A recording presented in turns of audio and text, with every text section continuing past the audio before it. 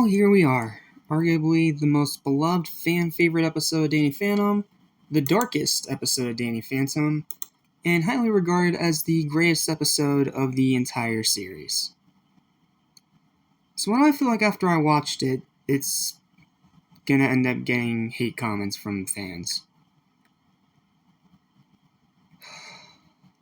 Because, guys, I hate to say it, but this is not a great special. It has great concepts, it has a lot of great ideas, and the dark stuff is incredibly noteworthy, and I give them a lot of respect for being so ballsy. But,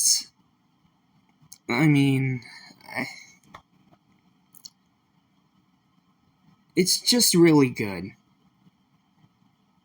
I can't call it great, because watching it again, this thing has a lot of issues. Like, a lot. There's a lot of really good things about it too, but let's just start with the synopsis. And this is a very, very lengthy one too, so please don't be surprised if this video ends up being over an hour long, because there is a lot to say with this one. Alright, let's begin. Here is my review, my probably pretty controversial review, of Danny Phantom, The Ultimate Enemy. 10 years in the future, much of the Earth has been ravaged and left in ruins. Amity Park remains as a heavily fortified city and has become a bustling futuristic metropolis. It is protected by a huge ghost shield operated and run by Damon Gray, while his 24-year-old daughter Valerie serves as the city's sole protector from the ghosts that try to attack from the outside. Future Damon and future Valerie, making sure you guys don't get that mixed up. The ghost shield was nigh impenetrable and had protected Amity Park for 10 years, until one new very evil and very powerful ghost used his newest power, the Ghostly Whale, to easily break through the ghost shield. Valerie is then ambushed by Fright Knight, who reveals he is now in servitude to this new ghost.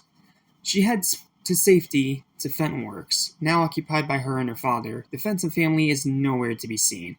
And, we find out the reasons why. It's pretty dark.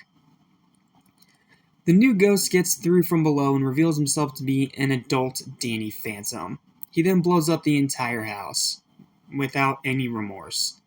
All this is being watched by Clockwork, Ghost Master of Time, and the mysterious Observance.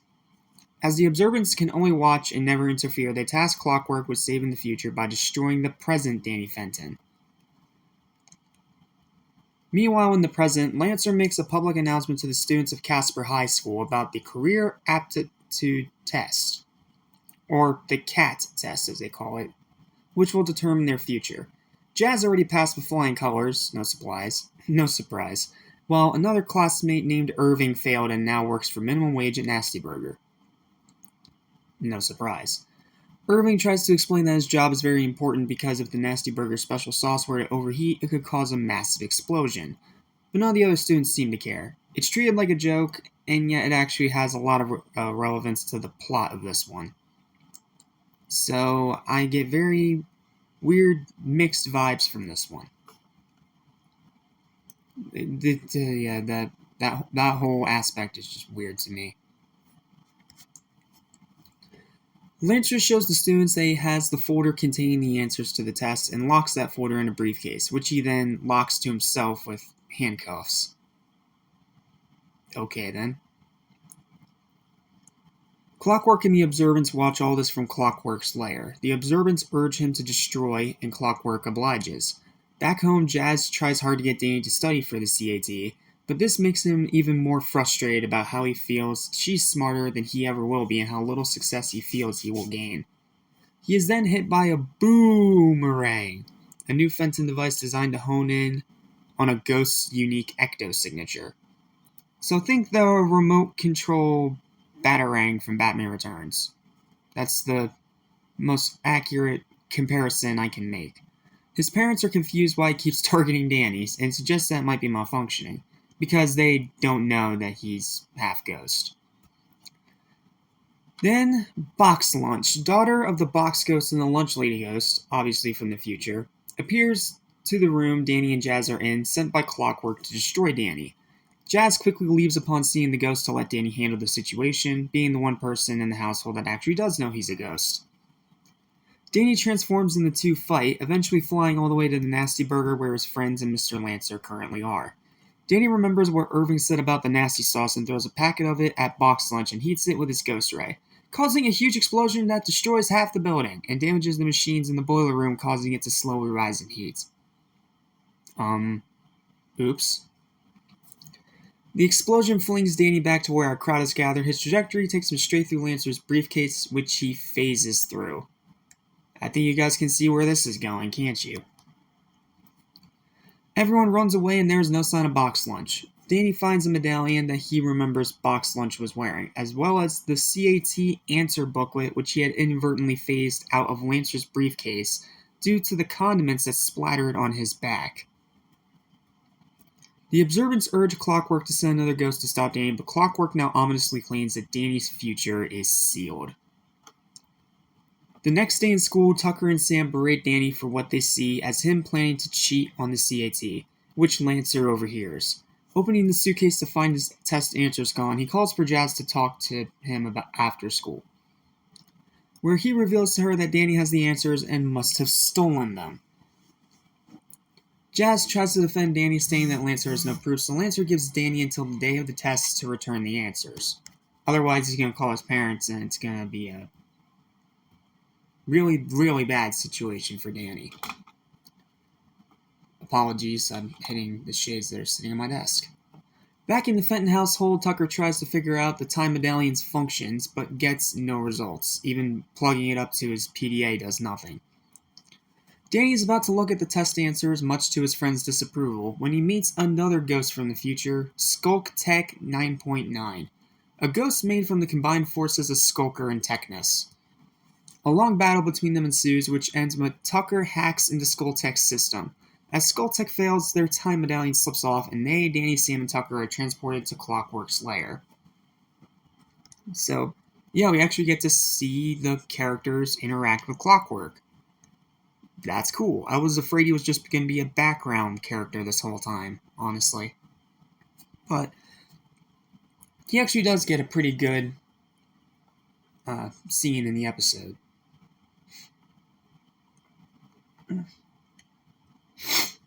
Excuse me.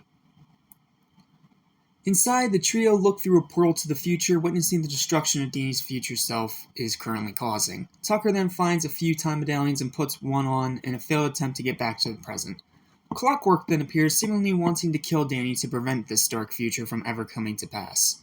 Danny tries fighting Clockwork, but it's a one-sided battle as Clockwork has the power of time control.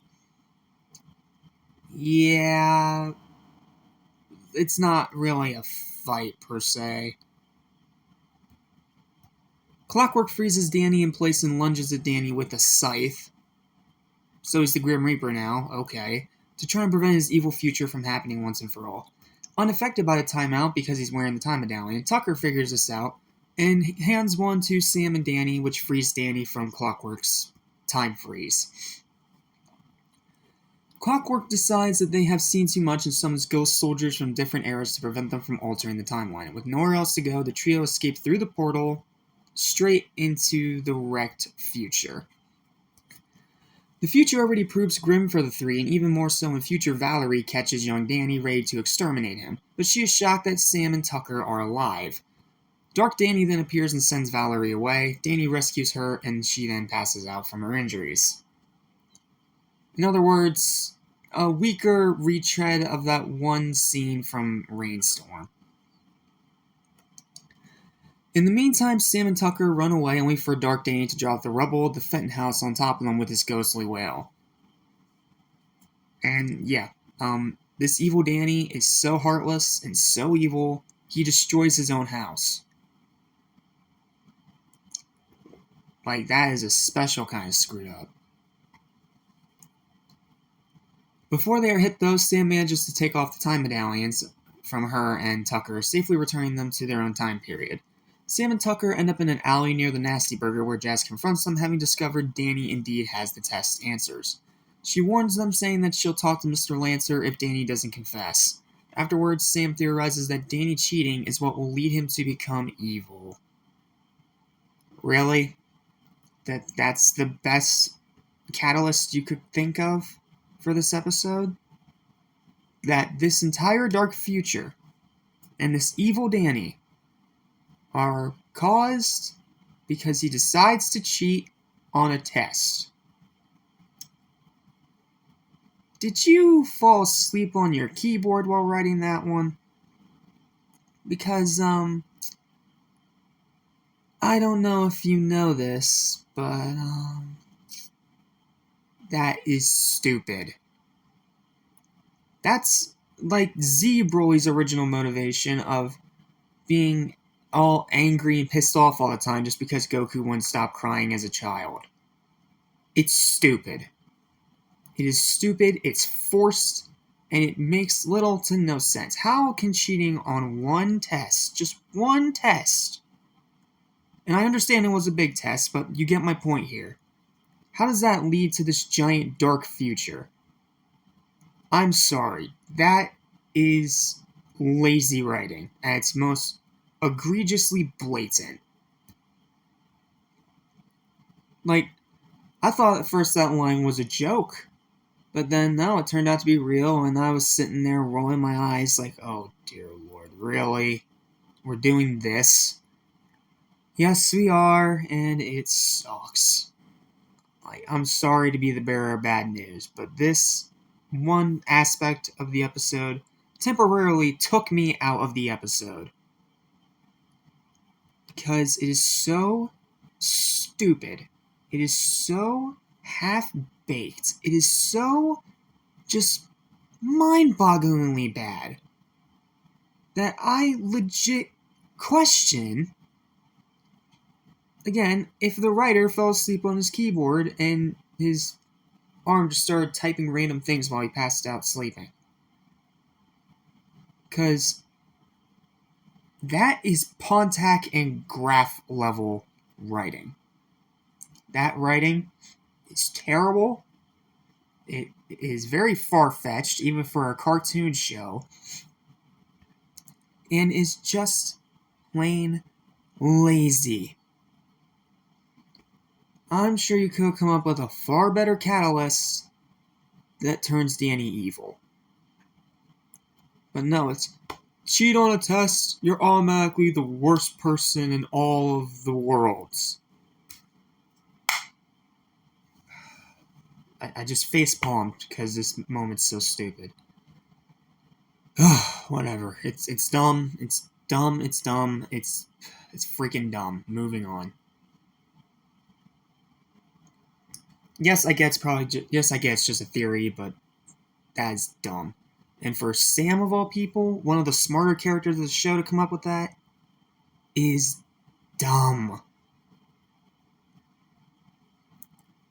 Back in the future, Danny finds out his family, friends, and even Mr. Lancer were all killed when the Nasty Burger boiler exploded with them still inside of it. Yep.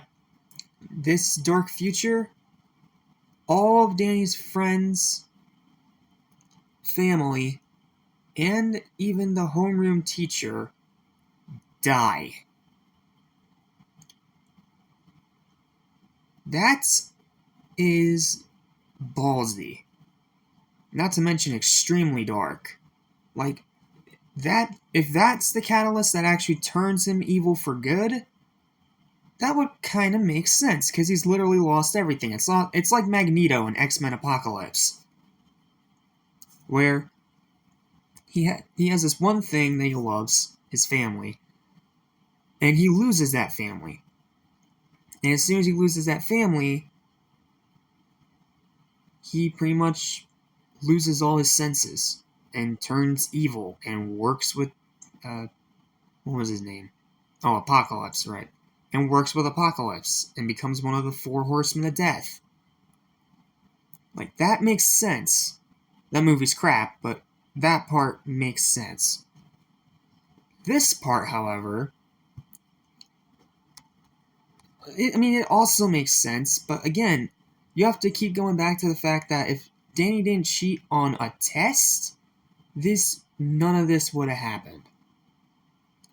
So even if the death of his friends, his family, pretty much everyone he cares about, is the catalyst that actually drives him over the edge to become evil, you still have to think back to where it started.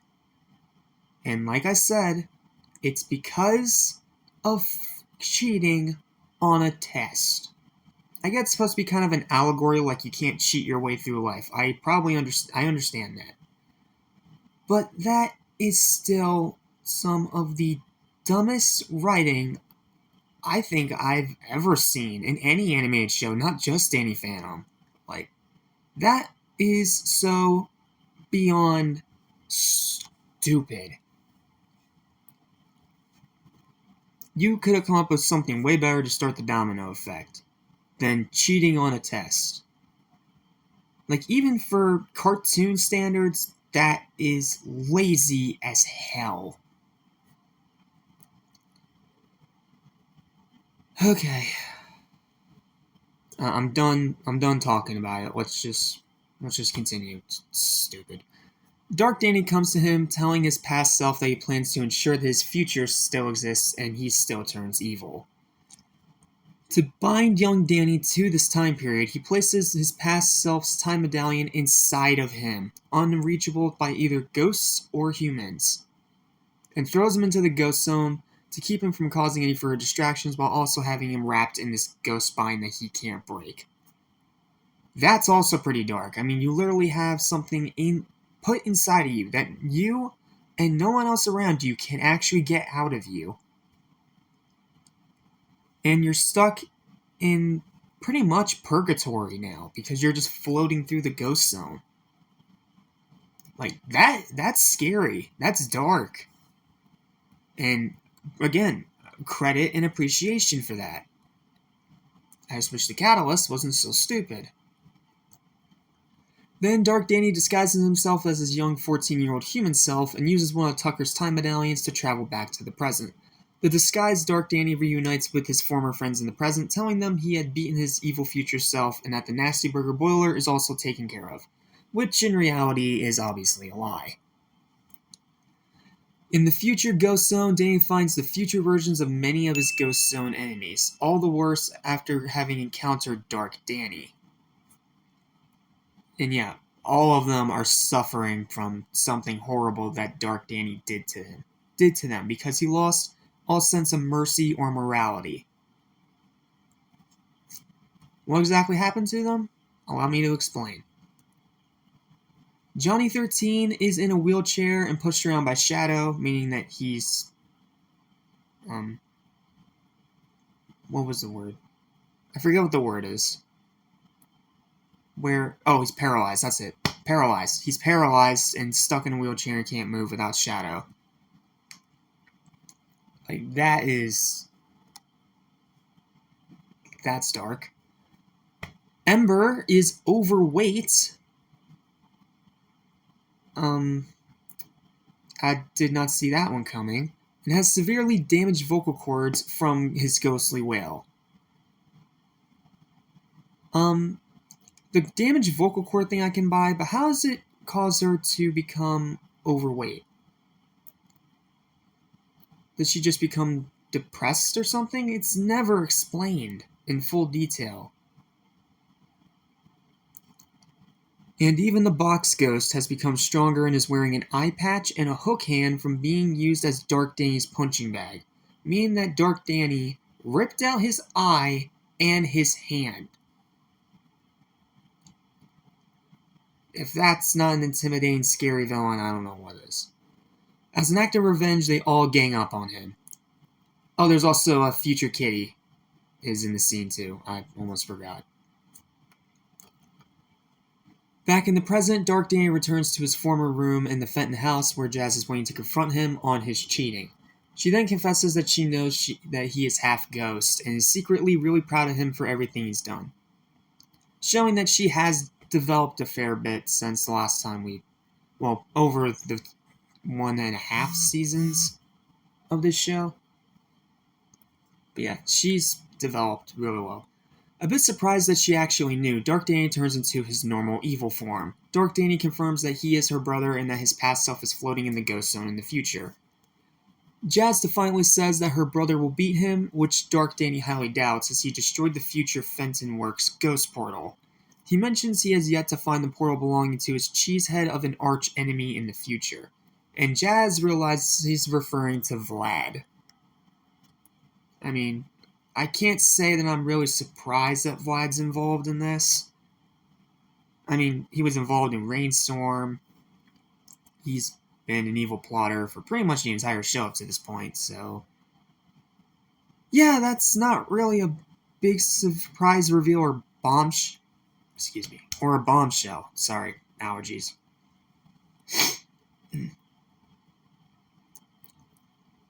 Dismissing Jazz's ability to stop him, Dark Danny stuns her unconscious. I'm surprised he doesn't just kill her right there. Like, he easily could have. Jazz wakes up the next day to find Dark Danny has already left to take the test. Quickly, Jazz takes the boomerang, ties a note to it with her headband, and sends it into the ghost zone in the hope that it will reach Danny in 10 years. Back in the future, Danny is helpless against the ghosts attacking him and tells them that he wasn't responsible for the fate, but they ignore him and call him a menace for the pain he caused. Which, I mean, it makes sense, but they're attacking the wrong Danny. That's the problem. They all gang up and prepare to finish him off with one final attack.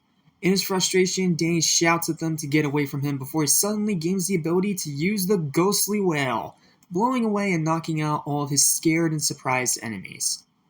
Because he wasn't supposed to have that power for another 10 years. But this one moment where he's pushed to his breaking point and pretty much literally about to be disintegrated and die, he finds his new power. And yeah, the Ghostly Wail is definitely a very iconic piece of Danny's moveset from here on out. This is the episode that introduced it, and the crazy power that it embodies. I can't talk today. Danny, now freed from his binds because of his ghostly wail, partially changes back and sees his actions as he worries what this development means.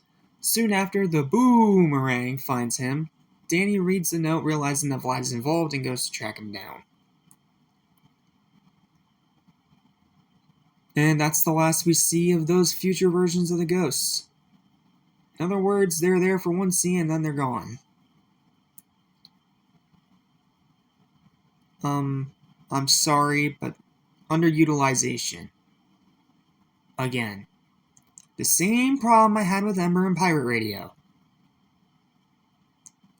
And here, it's the same problem, not just her, but all these characters. Like, their designs are so cool. Their backstories about how they became this way are so tragic and dark. But they're not even on screen for that long. Not to mention, we don't ever get a resolution to their stories at the end of the episode. I mean, yeah, it's a dark scene, and I appreciate them for having the balls to do something this dark in a kid's show. But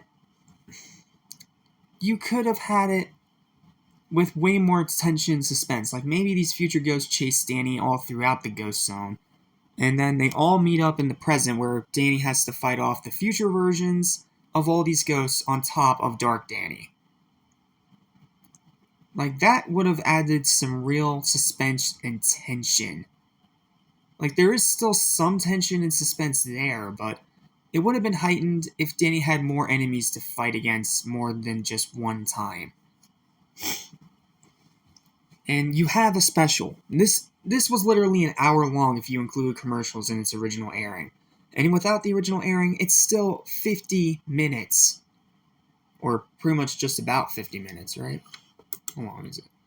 49 minutes and 50... yeah, it's pretty much 50 minutes. 50 minutes! 20 minutes longer than Rainstorm. And somehow has even poorer pacing. Because they spend so much time on this setup, and they do so well with the setup, Then when it gets time to the payoff, they have to rush. They have to rush it out for time. Rainstorm had a pacing problem, yes, but it wasn't to this degree. And yeah, the catalyst is still the biggest problem of the episode, but the pacing is definitely its second biggest weakness.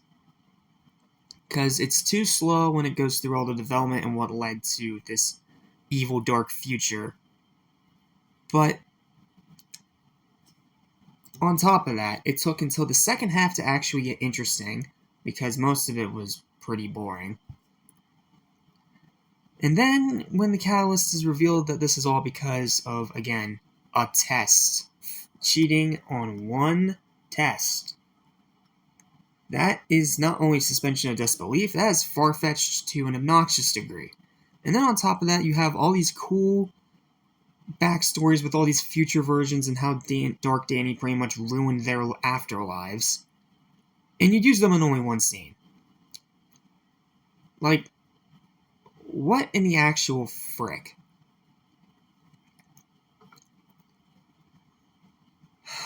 Whatever. Let's just keep going, man.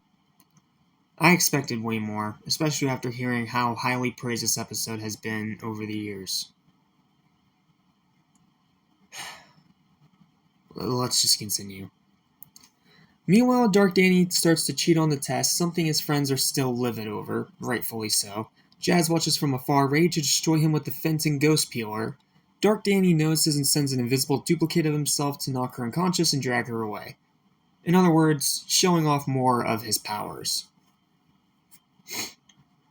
Danny then manages to find the portal to Vlad's manor, hidden behind a giant football. Okay, not funny. But upon entering, he notices that the manor is long gone and the once proud billionaire is now a depressed, old hermit. Seeing Danny and guessing that he's from the past, he tells the story of how Dark Danny came to be. After the death of his loved ones, Danny moved in with Vlad Plasmius, as he was the only one who could possibly understand the pain that he was going through. Wanting to make the hurt go away, he requested Vlad to remove his ghost half, something Vlad honored, pulling it out with his ghost gauntlets. However, once Danny's ghost half was removed, it went berserk, took the gloves, and ripped Vlad's ghost half out of him.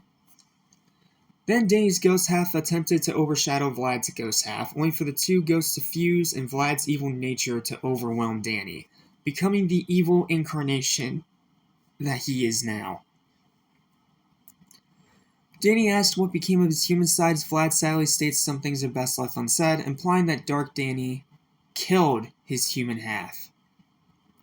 So, in other words, after watching his entire family die, and having this one little beacon of hope, where his ghost half is separated from his body, which takes away the pain that he felt, that dark half goes berserk, rips out Vlad's half, which is already bad, fuses with him, which is even worse, and then he has to witness his own death at the hands of his evil ghost self. Just, damn, I didn't think that a kid's show was even allowed to get away with that, but really shows you how much standards have changed since it was back then. Back then, they were strict, but they weren't as strict as they are now. For example, the term woke didn't exist. And I wish I could go back to that time because that word needs to die, but my rants aside, that's dark, that's depressing, that's tragic, and is the perfect origin for this evil version of Danny. And it explains why he's so evil, because he literally doesn't have his human half, which was keeping him from, losing his senses and losing his sight of reality. Only for his human half to be murdered after witnessing his friends and family die, and leaving Vlad powerless, and having to deal with the horrible grief of him technically having been the one that caused future Danny's death. Like, wow. That's that kind of dark, grisly stuff that cartoons nowadays are severely lacking. Outside of Hazbin Hotel, but that's aimed specifically at adults. I'm talking about mainly shows aimed at kids. Rarely do we ever get stuff this dark, this terrifying, or this just tragic in animated shows anymore. In animated shows for kids, nowadays it's usually just the same stuff over and over. Where this one had the balls to actually push the envelope. Do I have problems with its structure? Yes. Is the pacing a mess? Yes. But that one element, how they were able to perfectly execute this tragic, dark backstory, is truly something to be admired. And is probably the biggest reason why this is such a highly revered episode by the fanbase. I can't call it great, but I'm going to give all the credit in the world to Butch and the team behind this episode for having the balls to actually go that far with their concept. Seriously, huge props. Alright. Let's continue. Dark Danny then blew up Vlad's manor and left to begin his 10-year rampage of world destruction. Vlad laments that the only good that came out of the whole disaster was that the 10 years without the ghost powers gave him the chance to see what a fool he had been and realize every mistake that he's made, adding a layer of development to Vlad's character.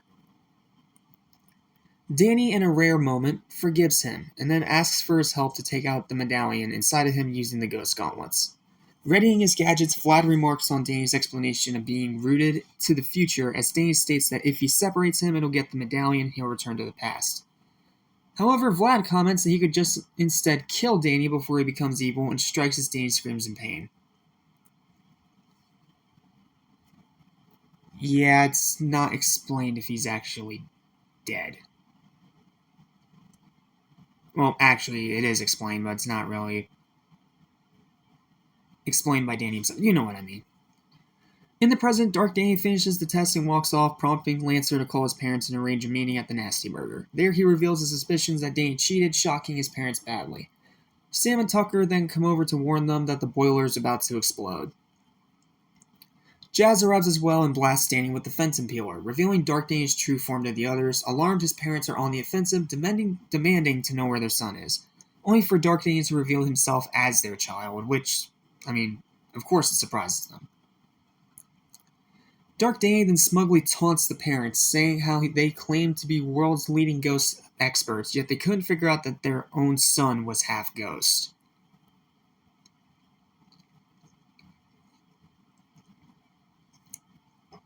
And then Dark Danny mocks them for not ever being able to make the connection between the names of Danny Fenton and Danny Phantom. He remarks that Jazz was the only one who figured it out, much to Tucker and Sam's surprise.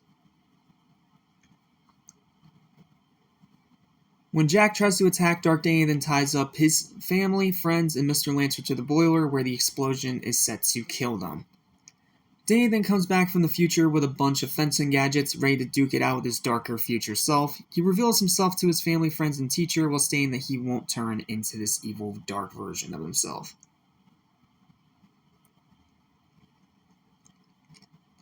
Showing that he has developed, and he is going to learn from his mistakes.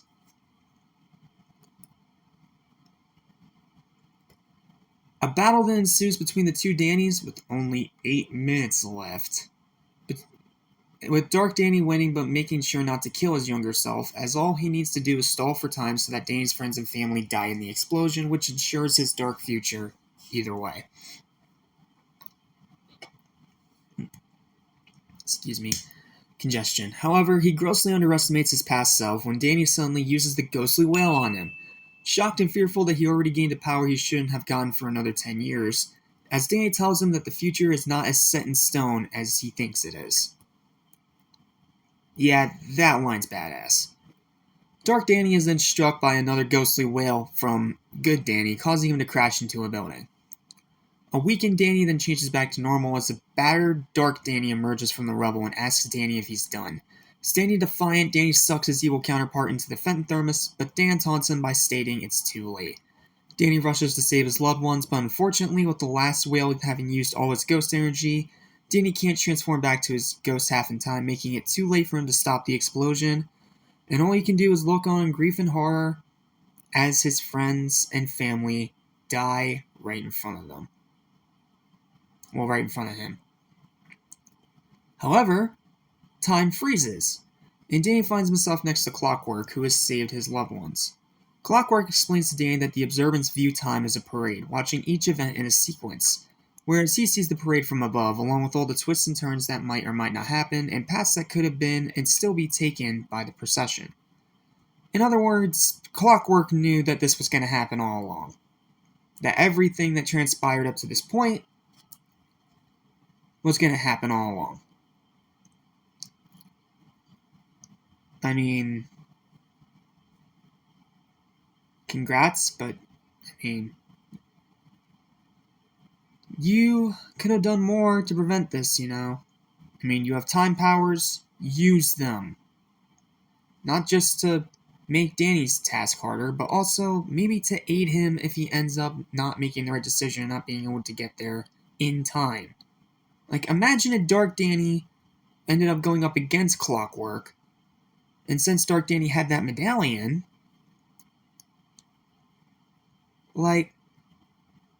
that's it. The Clockwork would have been finished. And then he wouldn't have been able to save Danny's family. They would have all died, and the future of evil would have still happened. Oh, and speaking of the evil future, yeah, we get no closure on that. Wasted opportunity.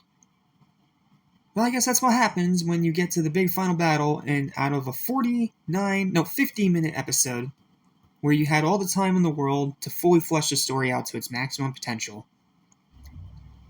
you don't have the final battle until there's only 8 minutes left. Seriously. What made you think that was a good idea? Because it's not. That idea was bad.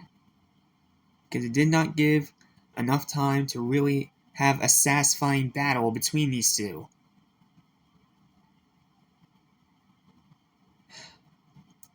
Like I said, this episode has so many problems.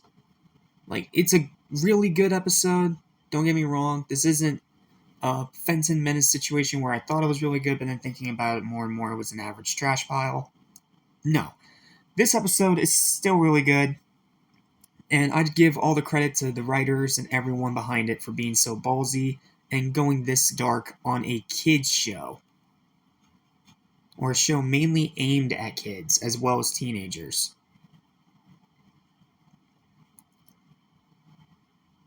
But the writing really needed work, and I feel like you spent way too much time setting everything up that you had to rush the ending. Is the final actual scene satisfying? Yes. Is the fight between Dark Danny and Danny still good? Yes. But having only 8 minutes left for the fight you've been building up to for over 40 minutes? That's lazy. And just shows that you had no idea what you were doing. Sorry, I keep diving deeper and deeper into the same topic, but it really is one of this episode's biggest problems. Okay, let's continue, because we're literally on the last few sentences. Giving him a second chance, Clockwork sends Danny back into the past before the start of the test, where he returns the test answer booklet and confesses that he was going to cheat, much to the relief of his friends and his sister, and for his honesty, Mr. Lancer permits him to retake the test at a later date, but he still gives him detention. That's not out of character for Lancer. Danny's always getting detention. So I'll let that slide. Later, Danny goes out to the front of the school where Jazz meets him on the stairs. Danny shows her the letter she sent him, revealing she knows his secret. In other words, Danny finally knows 100% that Jazz knows that he is, in fact, half ghost, and that he's a superhero, and the reason why he has to leave all the time is to fight off ghosts. I mean, Phantom Menace already kind of revealed that, but I feel like this was a better reveal than the one that was in that episode. I already ranted on and on about that episode, so you want more details, go watch that review. But this is definitely a better version of that big reveal. And now Jazz is part of Danny's team, meaning that now he, Sam, Tucker, and Jazz are all together on one team, supporting Danny, and now hopefully this means that Jazz will be involved in later episodes. A lot more, which I'm personally pretty excited for. I want to see more of her character, and I want to see her develop more too. A giant ghost then attacks, and Jazz gives her brother one last hug before letting Danny go to fight the ghost. As they battle, Danny's rejuvenated at being himself, while Jazz is splattered with ectoplasm after Danny destroys the monster with one punch. Anime reference, I think. And comments that this is going to take some getting used to. Meanwhile, back in Clockwork's lair, the Observants accuse Clockwork of cheating to influence Danny's choice. Clockwork answers that it's true that he cheated, but states Danny made up his mind on his own nevertheless. The Observants then state Clockwork is now to be Danny's guardian, as well as Dark Danny now he exists outside of time itself. Clockwork agrees, saying that he knows, but says he knows everything that has happened and will happen. Because he's literally the ghost of time itself. He then puts the thermos away. The last thing seen is the Fenton thermos from which Dark Danny tries to break through. And that, my friends, is Ultimate Enemy. It is dark, it's ballsy, it's admirable, it's action-packed, it's daring, it's bold, but it's poorly paced, has some bad writing, and the actual catalyst that starts the domino effect with Danny's dark future is so laughably bad that it actually makes Sonic Force's story look more competent in comparison. Yes, I really did just say that. But like I said before, this is a really, really good special. Don't get me wrong, I may have bashed this episode a fair bit, but I still really like it, and I can see why so many other people like it too. But calling it the best episode of the show, that seems like a stretch to me. I get this was only the second special, so they were trying to still find their wheels, as they've only done one special up to this point. But that first special was near perfect. But this one, they got bold, they got daring, and they took risks, which I give them a lot of credit for. But it just sucks that the writing had to take a hit in favor of that. Okay, let's finish off with our series continuity and probably the biggest trivia section we're going to have until we cover Phantom Planet. So, let's start with the continuity. This is the episode where Jazz becomes part of Danny's main team. Danny learns the Ghost Whale. Danny is introduced to Clockwork. They will meet again in Masters of All Time. The Fenton Ghost Peelers from My Brother's Keeper has returned and is once again used by Jazz, just like in that episode. The Boomerang is introduced, which would appear again in Kindred Spirits, still locked onto Danny's ecto signature. Jazz reveals she's known about Danny's ghost powers since the events involving Spectra from My Brother's Keeper. And the Observants are introduced and later return in Torrents of Terror. That's all the things for continuity. Now for a giant list of trivia. Probably one of the biggest of the entirety of Danny Phantom. There is a major time travel logic flaw. Danny turning evil is dependent on him cheating on the CAT and his friends and family being killed in the explosion. Yet he, his future self, causes them to be killed. It would be illogical for someone's evil to cause the event that caused them to turn evil in the first place, although this could be seen as an example of a predestination paradox. Further, because Danny had discovered the full story of Dark Danny's origins from talking to Vlad in the future, it is likely he would know not to seek Vlad's help and undergo the procedure of having his ghost half removed. However, it's possible that the original explosion was caused by a different event, thus Clockwork was attempting to prevent it, and Dark Danny was trying to ensure his own existence by undoing Clockwork's attempts.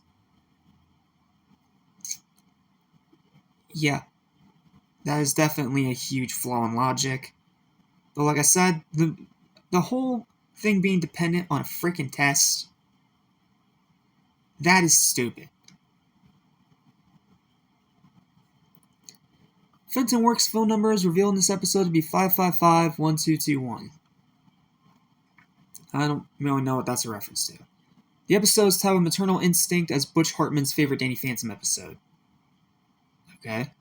This episode was ranked number 10 in the 100 Greatest Nicktoons Episodes countdown and was the highest ranked Danny Phantom episode in the countdown. Again, I think this episode's overrated, but whatever. This was the first of 2 episodes to receive a video game adaptation for the Game Boy Advance, the second being Urban Jungle, which received a DS port. Yeah, I might as well talk about it, because I'm already almost an hour in. Danny Phantom video games, unfortunately, they do not have a great history, because he never got his own solo console game, and the only solo games he actually got were on handheld. The best you had console-wise for Danny Phantom was the Nicktoons Unite games, which were really fun games, but it was more than just Danny, so we didn't really get to spend that much time in his world or playing, well, a lot of time playing as him, but you understand what I mean. We had, one level in Amityville, and that was pretty much it. Then we went straight to SpongeBob's world, I believe. So yeah, fortunately, Danny Phantom, despite being the best of the Nicktoons, got the short end of the stick and never got his own solo console game.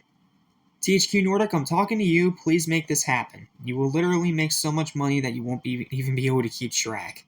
Because it's something that no one has ever done before.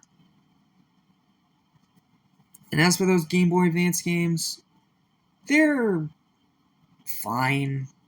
I mean, they're handheld games. You can only expect so much. But they're fine. They're okay. But the fact that it is 2024 and we have not gotten a single solo Danny Phantom game for console in the past 20 years since the show first premiered in 2004 is baffling. Especially considering the fact that this is still one of the most popular shows Nickelodeon has ever done. I don't know if it was a licensing issue with THQ. I don't know if Nickelodeon was just too focused on making a bajillion freaking SpongeBob games. I don't know. But it sucks that my favorite of the Nicktoons had to get the short end of the stick. Real bummer. But like I said, Urban Jungle and Ultimate Enemy, as games, they're perfectly fine. It is revealed that ghosts can age, as shown with the future versions of Danny's enemies, and have children, as shown with Box Lunch. Which is interesting. Up to this point, we didn't know that ghosts could actually still age, despite, already being dead. And we had no clue they could have children either. But this also leads me to believe that the Lunch Lady was killed by Dark Danny. They don't outright state it in the episode, but seeing as how we only see Box Ghost and his daughter, yeah, I have a good assumption to believe that she died and they just won't mention it. Because they were rushed for time, apparently. It is also revealed that ghosts can fuse with others to become a new ghost. Skulk Tech 9.9 is Technus and Skulker, and Dark Danny is Danny and Vlad. In other words, they took inspiration from Dragon Ball Z's fusion technique and turned it into something malicious and evil, like what would end up becoming Future Zamasu in Dragon Ball Super. The future that Dark Danny originates from most likely takes place in the year 2014 AD. Okay. While Vlad initially contemplated killing Danny, he had a change of heart at the last minute and sent him back to stop Dark Danny instead. Alright then. Well, that's facts, that's trivia, that's continuity, that's a pretty detailed synopsis. That's me going on about all the issues I have with this episode. And to conclude my thoughts on it overall, this episode is overrated. I do not think it's the best episode of Danny Phantom. I do not think it's the best special of Danny Phantom. And it has so many issues that I can't even call it a great episode. But what I can call it is a very good episode that was ambitious, extremely dark, and very ballsy. And like I said a million other times during this review, I will give all the credit in the world to them for taking risks and not just, taking the safe route. But unfortunately, that's to the detriment of this movie. Well, you know what? No, it technically is a movie. Because if Dragon Ball Z episodes can be 15 minutes, if Dragon Ball movies can be 50 minutes and still be called movies, I'm going to call this a movie too. This TV movie had to suffer from the problem of a terrible catalyst for its main actual domino effect, and the writing diving off a cliff. But undeniably, this episode's biggest problem is its pacing. Despite being 50 minutes long, again, as long as your average Dragon Ball Z movie, they spend too much time setting on the setup and have to rush the ever-living hell out of the payoff, which again in turn makes the payoff even less satisfying. Is Dark Danny a great villain? Yes. He is arguably the most vicious, evil, heartless, brutal, and undeniably violent villain in Danny Phantom up to this point, and arguably in the entire series. But the big problem is that while we do get his backstory, and the backstory is great, we don't really get a fight between these two. Because they spend so much time on the setup that by the time we get to the final battle, there's only 8 minutes left of the episode. Like, come on, man, for real?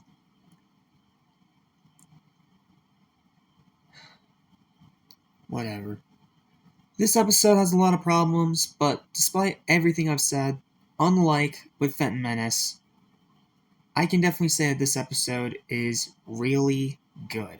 It is a really good episode. I can see why most people like it.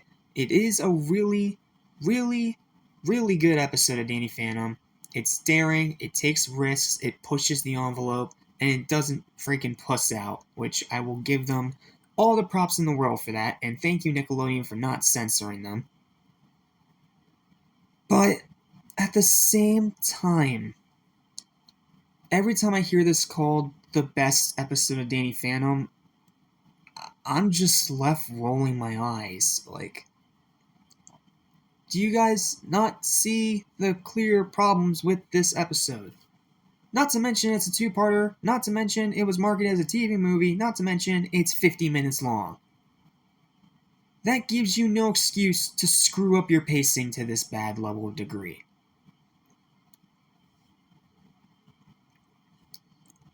There's really good parts in this episode, and the episode overall is really good.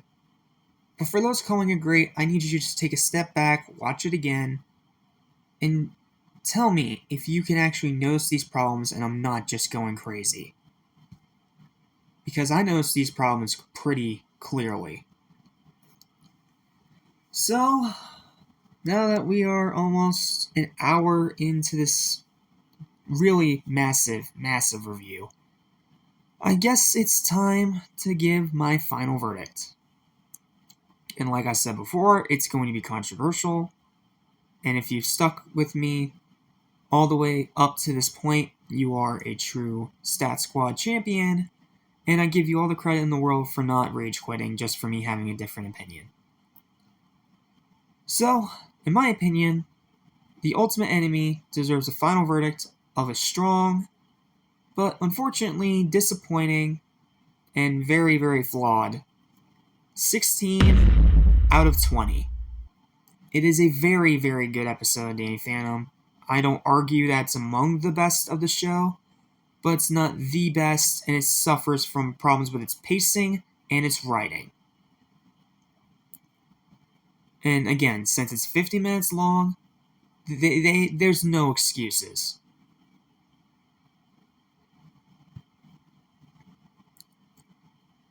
But it's still a really good episode. You haven't checked it out, absolutely check it out. And it is arguably one of the darkest episodes in all of cartoon history. Which might also be why it's so beloved, even to this very day. Like, again, I mean, number 10 in a Nicktoon top 100 countdown, that's impressive.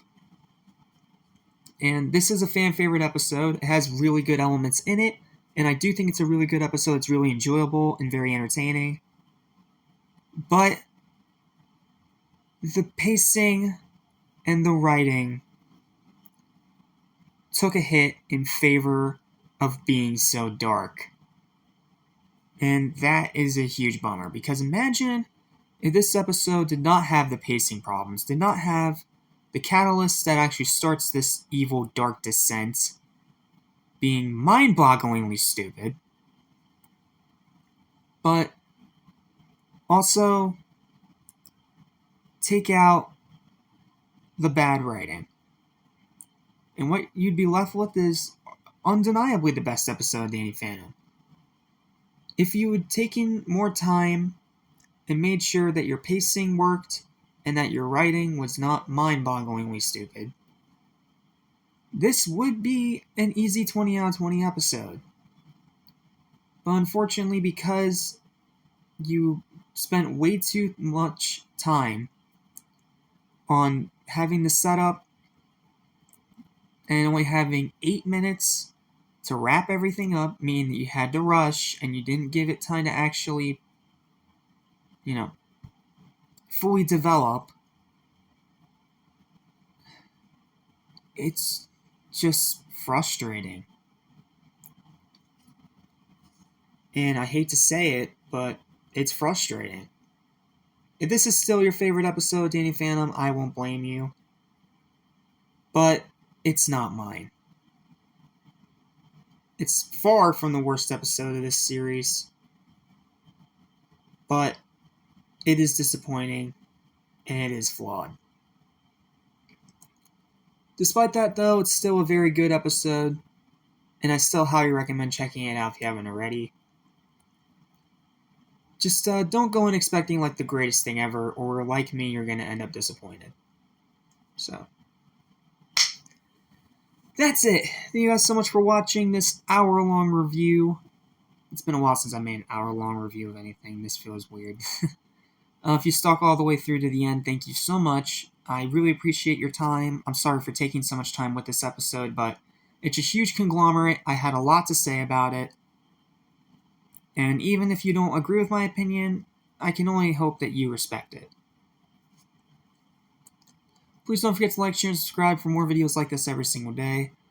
And I'll see you guys next time, because we have one more episode to take care of. And no, it is not the Christmas special. Because, yes, I know the next episode in the lineup, episode-wise, is The Fright Before Christmas. But reviewing and watching a Christmas-themed episode in the middle of February sounds really dumb. Like, that sounds dumb. So we're not going to do that. Instead, we're going to move on to the very next episode in the lineup. So, thank you all so much for watching, and I'll see you guys next time when we return to the normal 22-minute format again for Secret Weapons. Till then, thanks for watching. I'm Jasmine of Animation Station. And until next time, I'm going Ghost!